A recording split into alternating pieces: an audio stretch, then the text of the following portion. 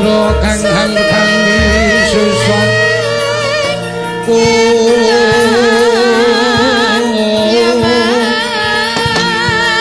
Asimreng para kamu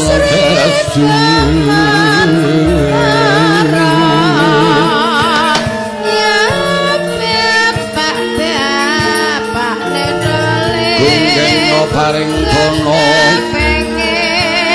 paring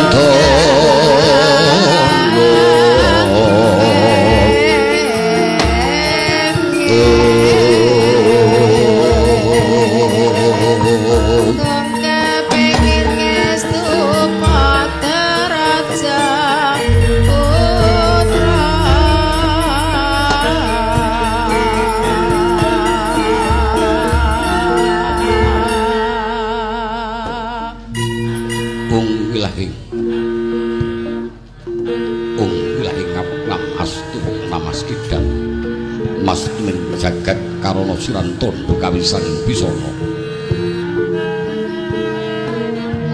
sono sinau langen mlopes masih lestantun lampah budu jeneng tur katulo tetulo mring panas jeng praja winur suta ngomong parameslogi itu yang jaman purwa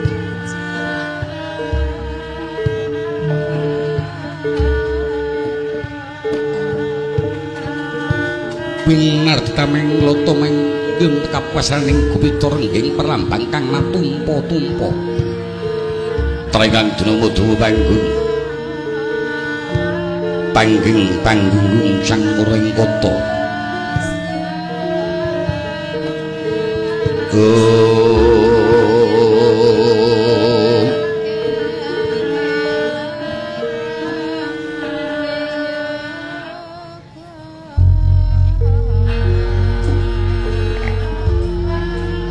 Srep Data Pitala nenggih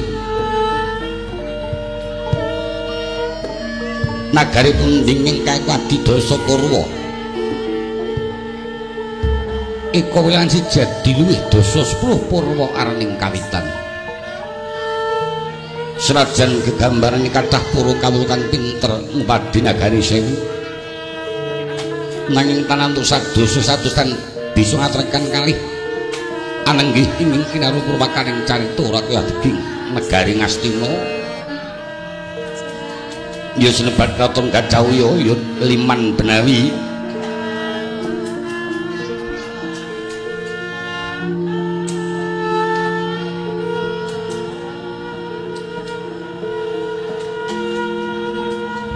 ya senebat Kraton Uru Janggala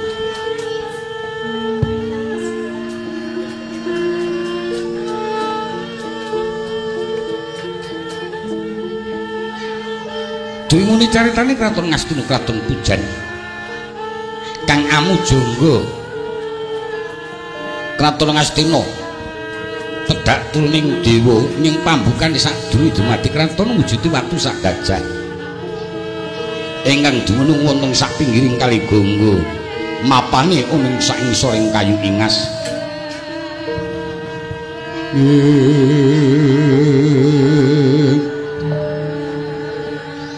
Pramilostan Kraton Ngastina ya Kraton Gajahwuya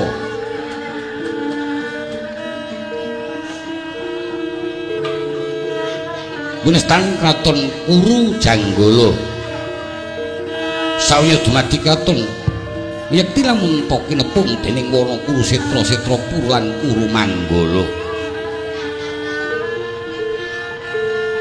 Kang Murwani ambuka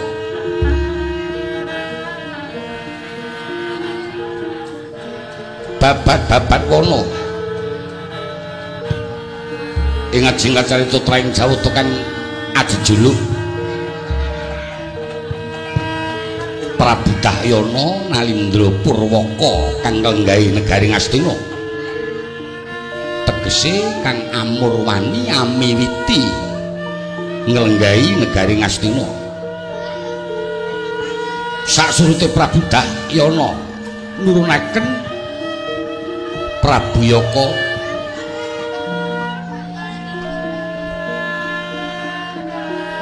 Bruyaka nurunaken Prabu Gajendra Muka. Prabu Gajendra Muka nurunaken Prabu Hesti Murti.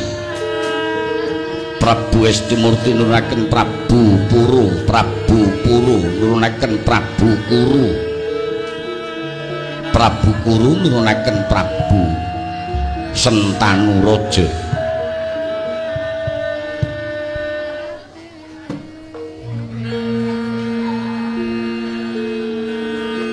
Katitik negari Ngastina tumenging jaman samangke wis ana 7 turunan.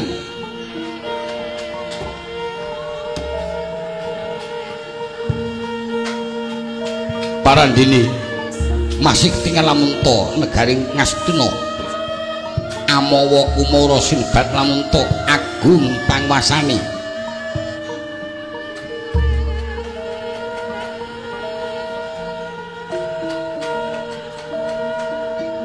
Kathah praratu-ratu kang sami manungkul wonten ing negari Ngastina tanpa krana dibaging Pancakara. Kathah raja-raja ing sami telu wonten negari Ngastina ing tanpa karna ginecaking peperangan. Nganti kondhang lamunta sijining raja kang bebala ratu ora kaya amung negari Nalendra ing Ngastina. Senajan to Amawa Kumara, senajan to Amawa Prabawa, parandene ketingal arisak kawontenanira sakmusna nalika semana kinarya genjah dening Prabu Sri Bathara Kresna kang minangka ditan wonten negari Ngastina.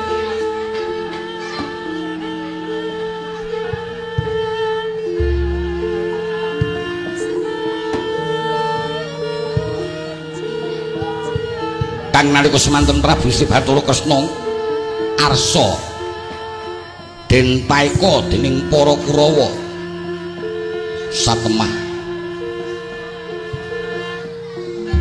wong agung Prabu Sri Bathara Kresna amantek aji bala srewu ngamuk unggung wonten ing kraton Ngastina ketingal pating blingkrah kawontenanira beteng kathah kang sami jugruk kathah wadya bala kang pinangka bebanten sayekti sawusnya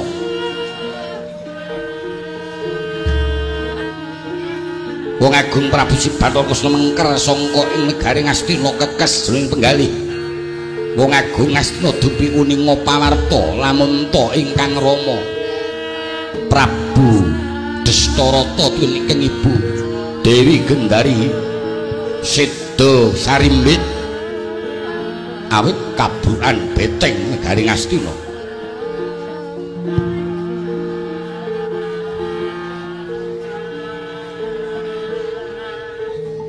Senajan wong agung miyos ing Datulaya nuradal pipolatan kang gembira sajak mingut-mingut angampah harganing kamurkan mawas pasibbaning para nayaka praja hamung tansah tumungkul kengetan marang ingkang rama Prabu Destarata dening Ibu Dewi Gendari.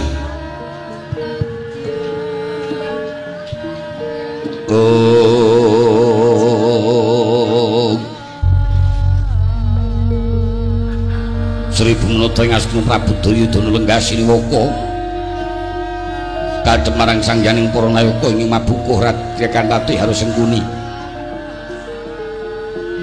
kenglarapaken marang ingkang rama Prabu Salyantaka Dun Sang Tapa Begawan Durna.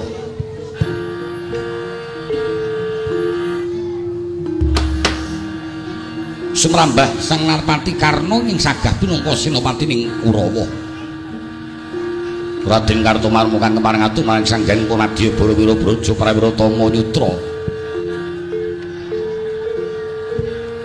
Kawandasa Daeng sak pinunggalaning katingal balabar pindha jadring daratan sami sikep ing dedamel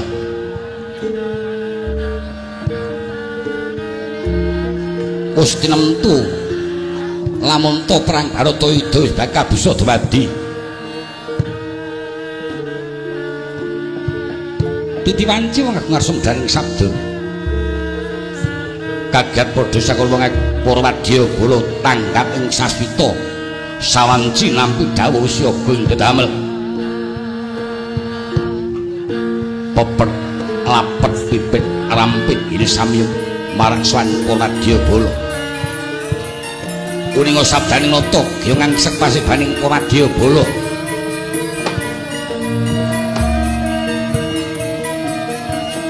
suwak kang ambuta rubuh gawe kaget kang sami pirenggah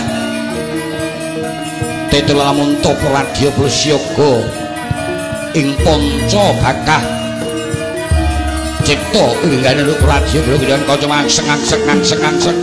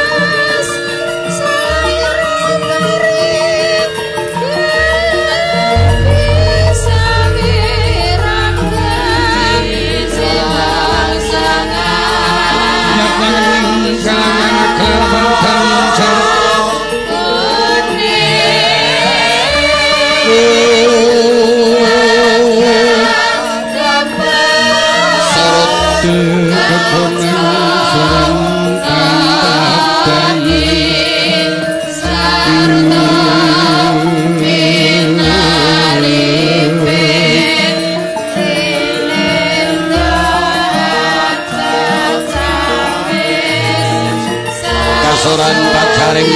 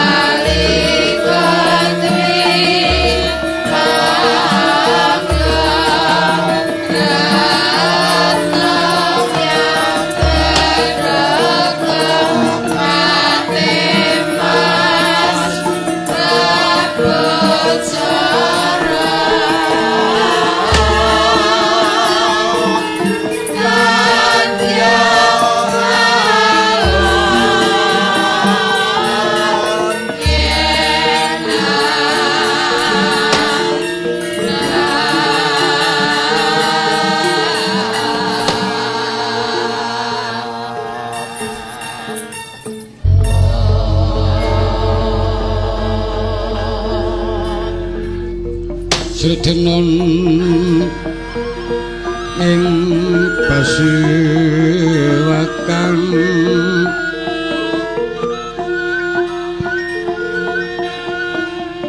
busana sutara kang maneka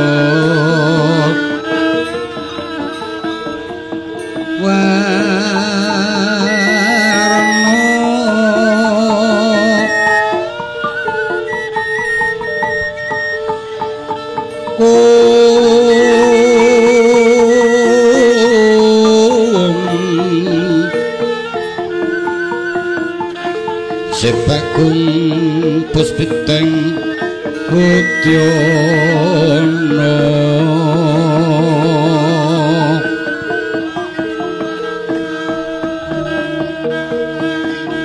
nyang mantra kang sarwa kurang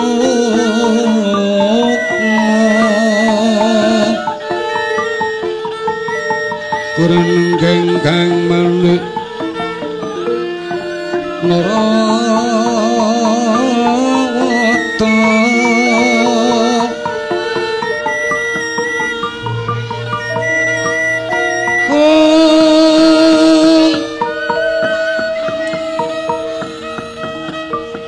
Abra prabanya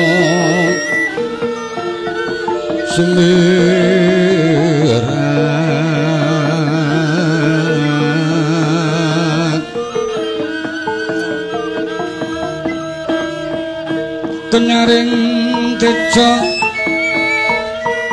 kelewaran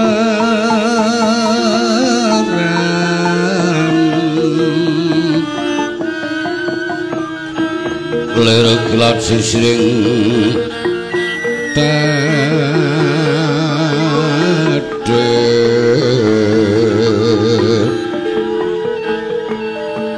wempo kekonto kang ambrih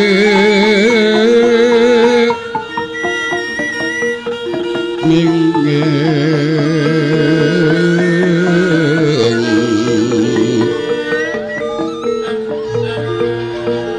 katiping maruta katiping maruta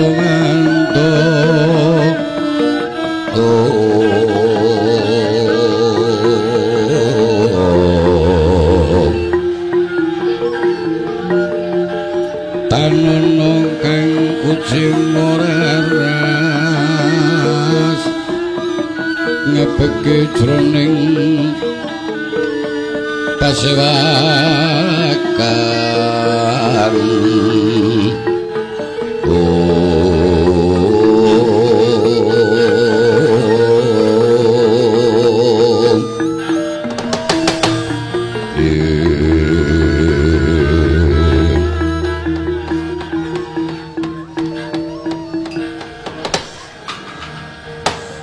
Kanjra ingkang puspitorum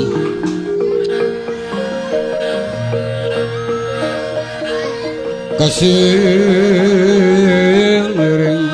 samirana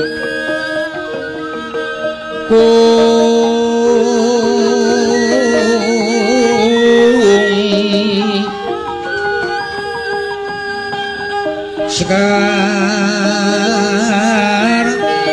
kadung mangambar kungas kandang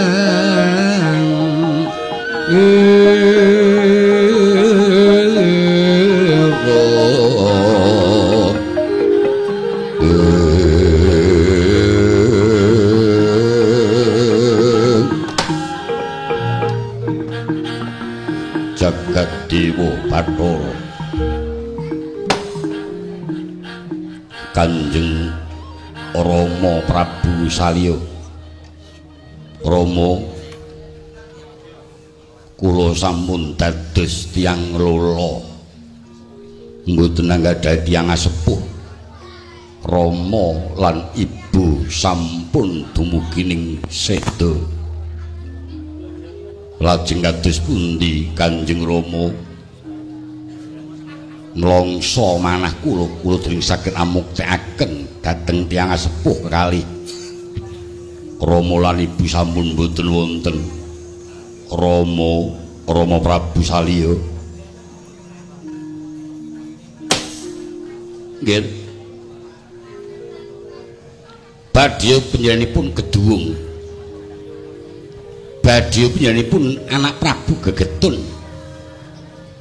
Tiyang Geduwung utawi Getun menika mboten wonten ing dawah ngajeng temtunipun badhe dawah wonten ing wingking. Upami to badhe uninga lamun teng Rama lan keng ibu menika. Ngemasi kapralaya awi saking dayanipun Kang Raka Bathara Kresna nalika semanten. Kula suwun lan mbok menawi saking gagasanipun ing bapa negari dipun paringaken duk nalika Kang Raka Prabu Bathara Kresna rawuh pinangka dutaning para Pandhawa. Temtunipun mboten badhe wonten bebanten. Temtunipun ing Rama lan Kang Ibu mboten badhe ngemasi kapralaya wis kurganipun Kang Raka Prabu Sri Bathara Kresna. Nggih. Nami Getun menika mboten wonten ing dawah ngajeng. Temtunipun badhe dawah wonten ing pawingking. Anak Prabu Kung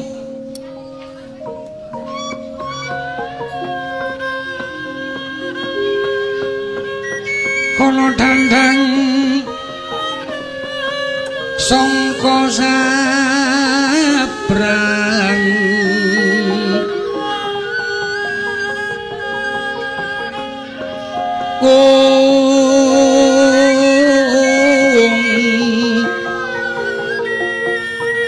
apa rupane dandang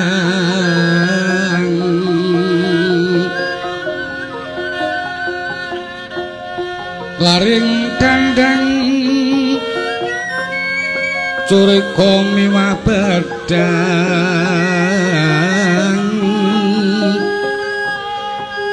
cucuke wesi kula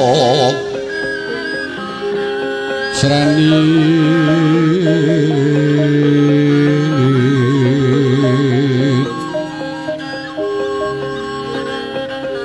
aja sira nyucuk Srisa tono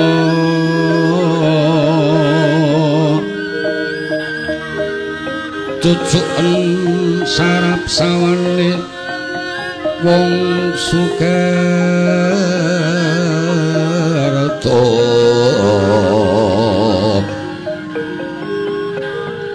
amung pamuji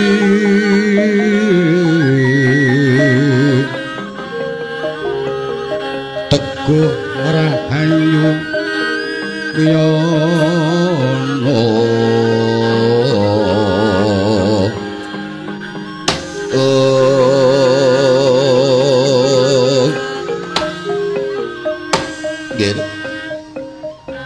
nyuwun pangapunten yen atur kula menika wau ragi nandes wonten penggalipun anak Prabu. Jere sedaya menika kasunyatan badhe dipun getunana badhe anak Prabu Geduwung ngantos kawijil pengendikan ingkang mangewu-ewu pengendikan. Kula kinten Kang Rama lan Kang Ibu mboten badhe wangsul malih.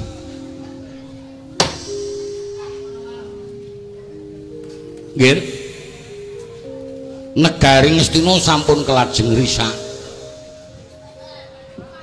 Sampun kathah bebantening ingkang Raka Bathara Kresna nalika semanten pinangka dutaning para Pandhawa. Menapa lajeng namung badhe kandhek semanten? Cobi anak Prabu Kulatri menggalih. Yen badhe kandhek semanten monggo. Kulatri tumungkul wonten kersanipun para kadang Pandhawa negari kapasrahna dhateng para kadang Pandhawa sepalih mboten badhe kedadosan perang ageng. Nggih. Nyuwun pangapunten nggih. Ibarat majeng kula kinten ugi badhe ngawontenaken bebanten mundur kula kinten ugi badhe wonten bebanten kula gambaraken tiyang nyabrang wonten ing lepen majeng klebus mundur teles keduwung sisan lebus Senopati Agung Ngastina tasih kathah ingkang pinangka jagul aguling perang tasih wonten Anggredipati Karna tasih wonten Kang Rama Prabu Salya tasih wonten Kakang Durna lan para kadang-kadang Kurawa 100 sampun kempal sedaya ya kalebet ratu-ratu suruhan telukanipun anak Prabu Jaka Pitana Klatri Bombong nggih Klatri Bombong malah kedahipun anak Prabu Bombong penggalipun gandeng wong atu aku disirnake marang dutaning Pandhawa aku kudu bisa males ngudita lara wirang age-age bakal tak tumpes Pandhawa menika yen cara ing bapa Kyai paedah menapa ing Raka Suwan Ngabiyantara sampun kula soraken yuswanipun ing Raka mboten badhe ngepok kancanipun Kyai Prabu Duryudana pura kadang kula Pandhawa sakderengipun ing Raka dados banten ing perang leres ing dados aturipun Paman Sengkuni yen pancen niat Yai badhe mapakaken para Pandhawa tasih kathah ingin pinangka sawungipun anak Yai Prabu Jaka Pitana Yai ingin Raka mboten badhe kuwagan upami to Yai dawuh kedal menika kula status numes para Pandhawa Ger sedaya menika dipun penggalih ing kanthi leres Adipati Sengkuni aturipun leres kenging dados ngendikanipun Koko Prabu Salya leres yen to namung kandhik semanten menapa mboten badhe nglingsemi menapa mboten badhe ical umaranipun negari Snu menapa mboten badhe ical kawibawanipun anak Prabu Jaka Pitana ibarat tiyang nyabrang menika sampun klebus nggih monggo lajeng dipun tata ingkang permati kados pundi caranipun murid Pandhawa tumuli saged tumpes ampun ngantos dados lilit tumraping para Kurawa Sikrapala kang tumingal perang campa kang samya tali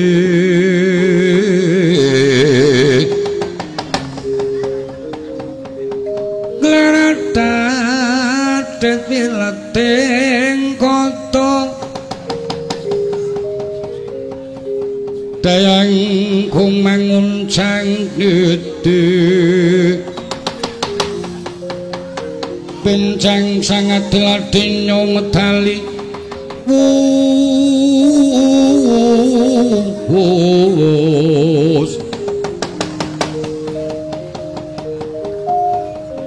terus to Sunawilaka kaya buta singa gragil pasti juga dendanyo mengampak boyo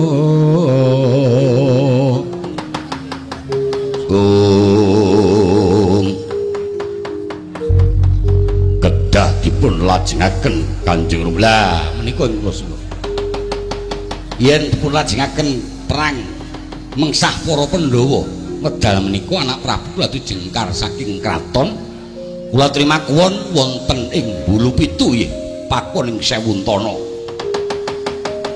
kula badhe makuwun wonten ing Karang Pandan karna kula Rama kowe makuwun ana pakon runting kula ngestaken dawuh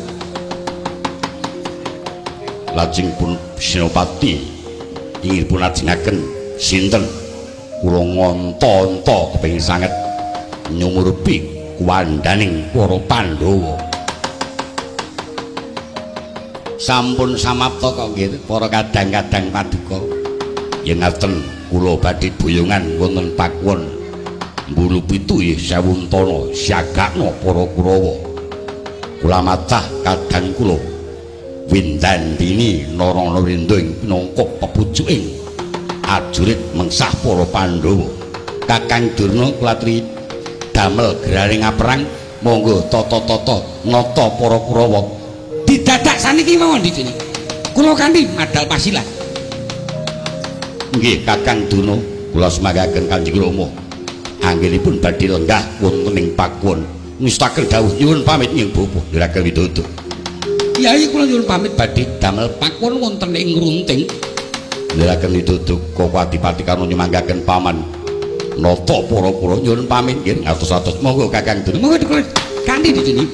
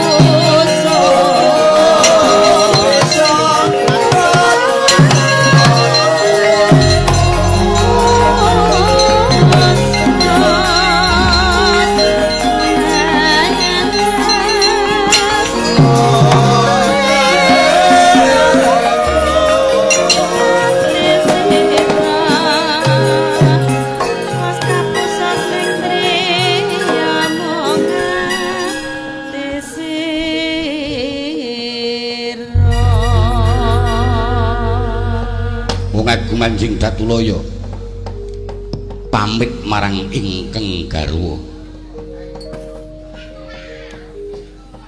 arsa makuwon wonten ing Mbulu Pitu buyungan wonten ing pakuwon Mbulu Pitu kanthi para wadya ingkang garwa sajak suwa ing penggalih jer pengangkah Prabu Duryudana makuwon datan nganti garwa pinambengan rasing penggalih wong agung parani datan mendho ing kono wayange Nur Prabu Jaka Pitana enggal bisa numpes para Pandhawa kinarep males marang sedana ingkang Rama lan ingkang Ibu sigra minta pamit marang ingkang garwa Dewi Banwati akanthi para wadya sak bergada buyungan wonten ing pakuwon Mbulu Pitu wong agung ing Astina sinigih kang wonten ing Gedaton senajan to kalipur mawarni-warni beksan wong agung dhateng bisa kalipur ing penggalih kocap kang wonten ing pagelaran Jawi Regyan Patih harus sengkuni awisangganing prasata Kurawa Bapak Andher para Kurawa kanggo angantu marang dawuh ing neraka nata Ngastina kuninga den awe marang Regyan Patih sengkuni pating grandhap pating pencelak kaya ngadhep ibarat maling golek dalan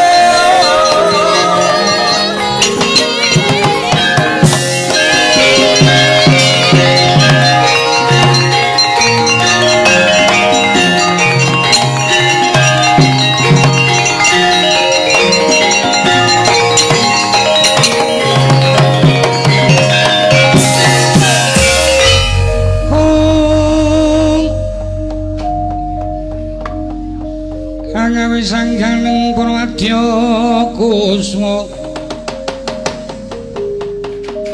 nyangku mura bendhe swara umyung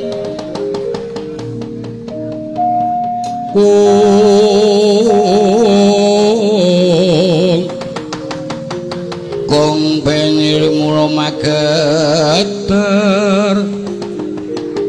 sinar swaraning turangga mijil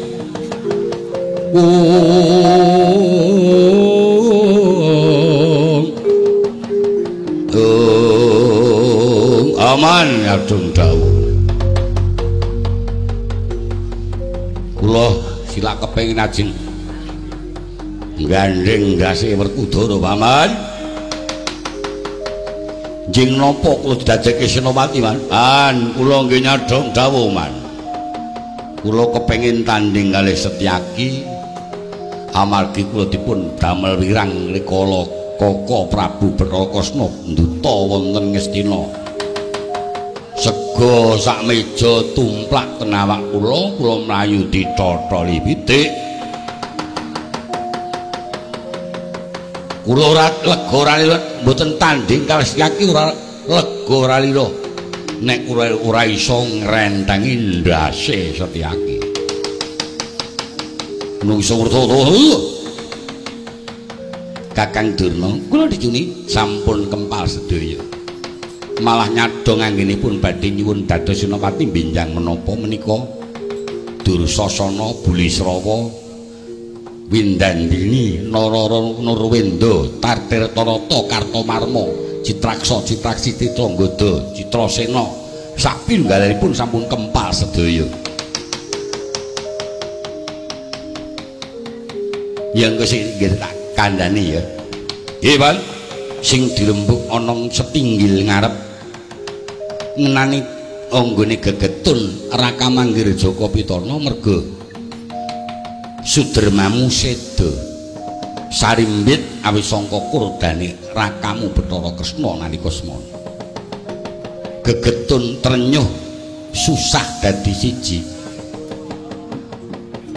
nganti kandhik ora ngendika upamata ora dibombong dening para sepuh tak kira ora bakal mendha sungkawane rakamu janjane ngeten lho Man ngapa upamane wau niku rasa ndi rasa getun upamane njuk nglenggono negara diparubyak bikake ngamarta separuh Ngastina separuhipun tentrem kok janjane lho ning kantenan Nun sewu Kaka Prabu Duryudana menika najan to ratu ning rada bodho.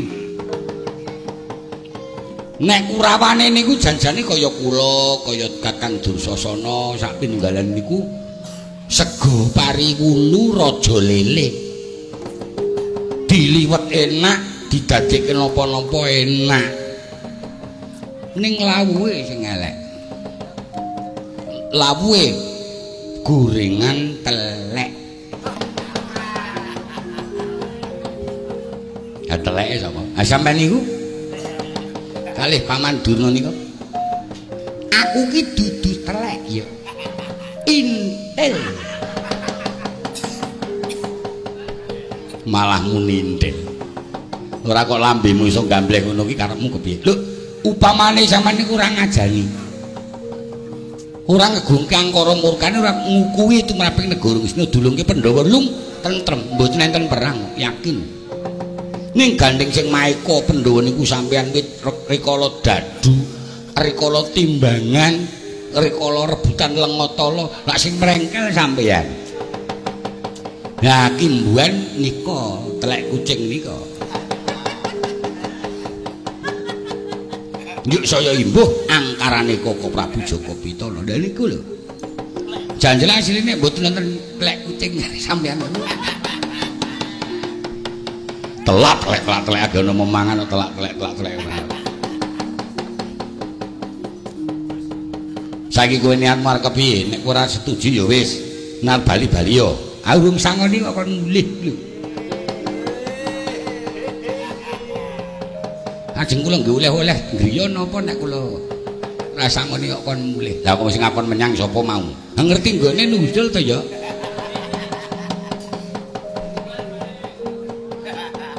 bocah ki nek ndase kok semangka. Waton usul ning ora nganggo tatanan. Dur, Dun. Rasa nggugone adimu Durmagati. Iki ing bakal gawe gelaring perang Nata Wadyabala Kakang Durna. Nggih, Kakang, kula semanggaken niki mangke ngangge barisan menapa? Nuwun sewu anak-anak kula Kurawa, kula badhe damel tataning baris gelaring perang ing nami barisan Diradameta. Inggih saged sinebat Gajah Uling. Inging pinangka tenale anak kula Windandini Nara Nurwenda. Kuping gajah kiwa lan tengen Tirtanata Kartamarma. Awaking gajah Dursasana Bulisrawa. Buntuting gajah Citraksa Citraksi lan Pergada Perjurit ing sampun mitayani. Nah, iki. Dadi gelaring perang barising para wadya nganggo tatanan sing gawe Kakang Durna. Windandini kula Kang Mas. Kowe sing dadi telale dadi gelem ora gelem gak dadi pangareping barisan Diradameta kowe nulisaken dawuh. Siaga tata-tata sikep gegaman iki ngayahi perang agung, perang suci wis numpes Pandhawa bakal mulya kluwamu. Ngestaken dawuh Paman. Kartamarma ulun dawuh ditata Wadyabala kepalang lengser saking Puswanan Paman. Tak lilani Kartamarma. Mundur sang Kartamarma. Kondang sangya prajurit. Bendek sorong nyongkel bergonang. Uskur tambur yang suling pebanden tuhu teletak ler colondian ranyoto kamurnyana sri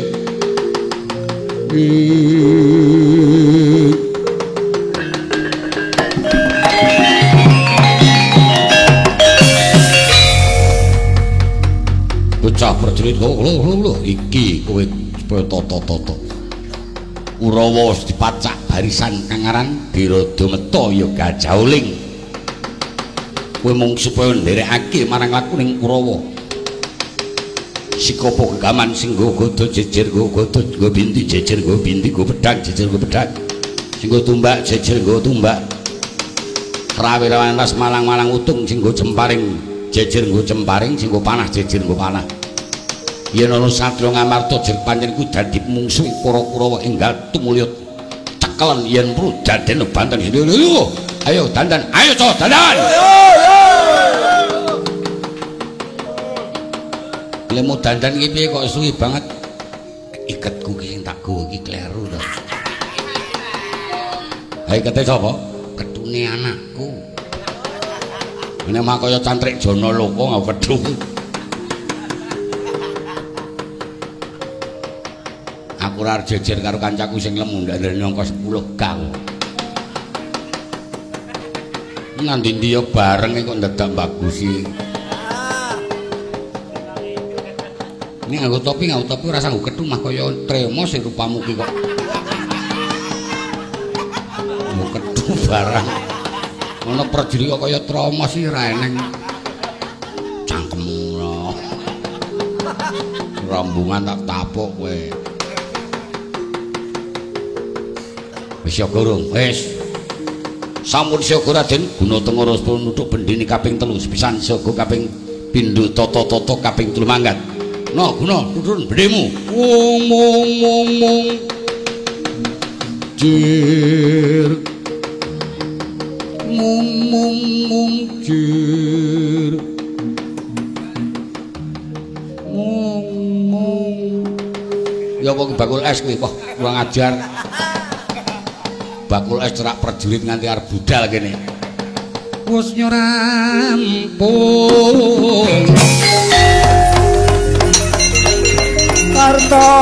marmong yen yo ya